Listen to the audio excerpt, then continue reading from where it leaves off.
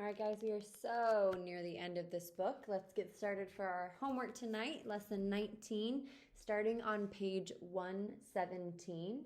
It's a really, really quick reading, so it should take us just a couple minutes. 117 in the middle of the page, and also the first words are in the middle. So find that in the middle of the summer. Here we go.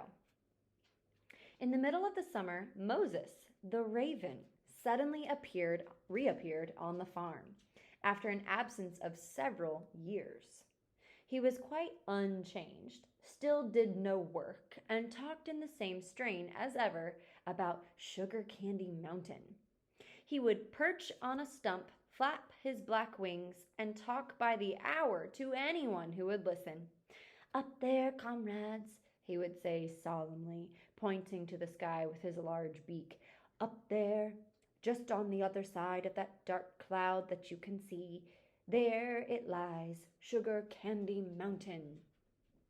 That happy country where we poor animals shall rest forever from our labors.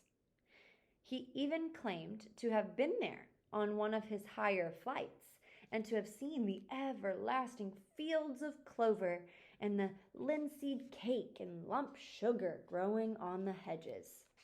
Many of the animals believed him. Their lives now, they reasoned, were hungry and laborious. Was it not right and just that a better world should exist somewhere else? A thing that was difficult to determine was the attitude of the pigs towards Moses.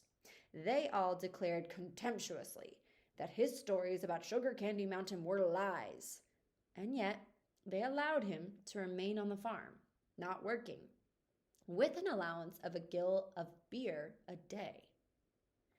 That's all what we're reading today.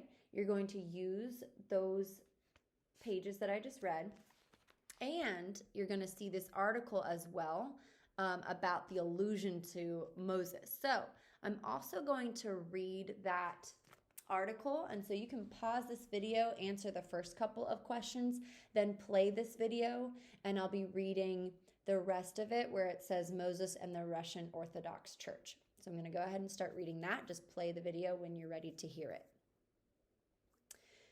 Moses and the Russian Orthodox Church. Moses is a symbol for the Russian Orthodox Church. For centuries, the Russian Orthodox Church was friendly with the Russian czars. Remember, those are their leaders or princes. When the Bolsheviks took over in October 1917, they declared that the church and state would be separate for the first time in Russian history. But Stalin wasn't satisfied with just kicking the church out of power. Under his reign, the Soviets actively persecuted religion and religious authorities. Priests were executed. Churches were desecrated or damaged. He did not like the church. Stalin declared that religion was outdated, and he wanted to replace religion with science and reason.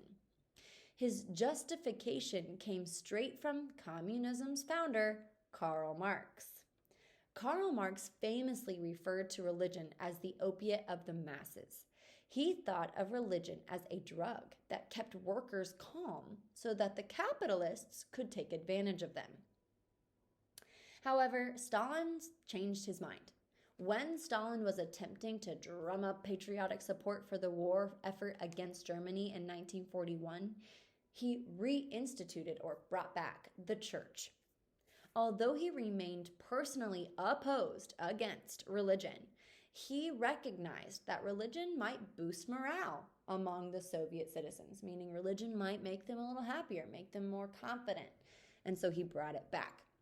Using this quick article, you're now going to answer the rest of the questions. There are some on the back as well, and make those connections between our book and the real parts of history. See you guys tomorrow.